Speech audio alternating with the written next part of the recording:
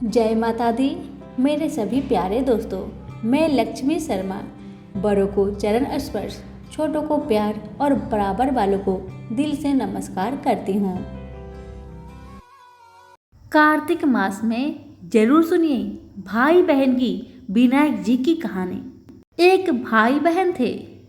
बहन का नियम था कि भाई का मुंह देखकर ही खाना खाती थी।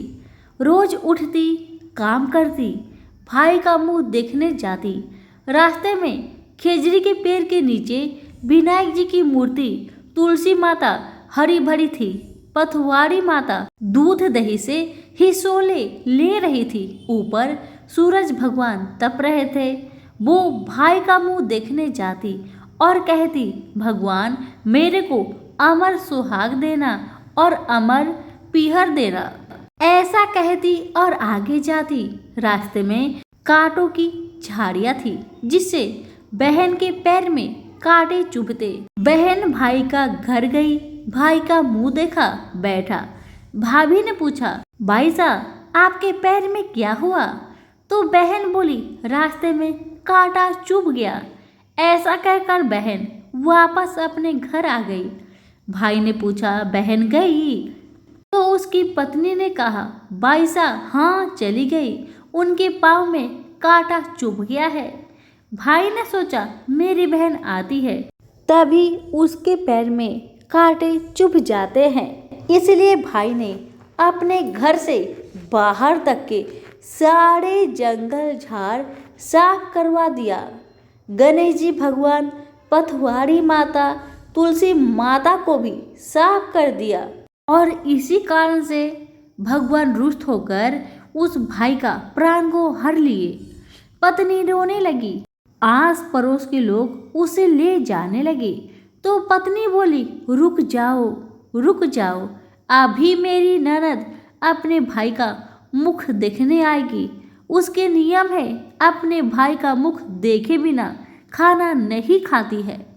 इस बात को सुनकर कुछ लोग कहने लगे, आज तो मुख देख लगी, कल का क्या करेगी? एक बुजुर्ग व्यक्ति बोला, थोड़ी देर और ठहर जाओ। बहन रोज की तरह भाई का मुख देखने निकली।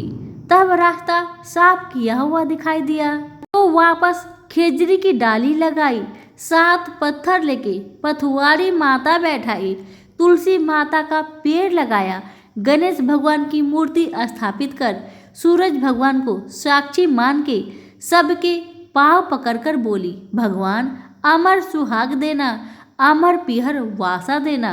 इतना कहकर वो आगे चली गई।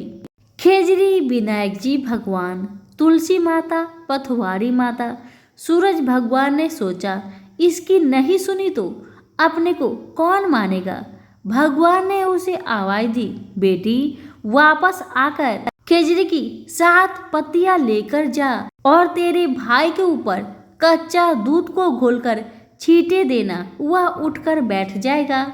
बहन ने पीछे मुड़कर देखा, वहां कोई नहीं था, पर उसने सुना वैसा ही किया। खेजड़ी की 7 पत्तियां लेकर वो भाई के घर पहुंची और देखा भाभी रो रही है, लोग बैठे हैं, भाई की लाश रखी है। वो घर में गई, खेजड़ी के पत्तियों को दूध में घोलकर भाई पर छींटा लगाया। भाई उठकर बैठ गया और बोला, बहन मुझे बहुत ही गहरी नींद आई। बहन बोली, ऐसी नींद दुश्मन को भी ना आए। बहन बोली, भैया तुमने रास्ता साफ क्यों किया?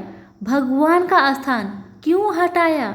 अब मैं वापस उन्हें ऊंचे में बैठा कर आई हूँ।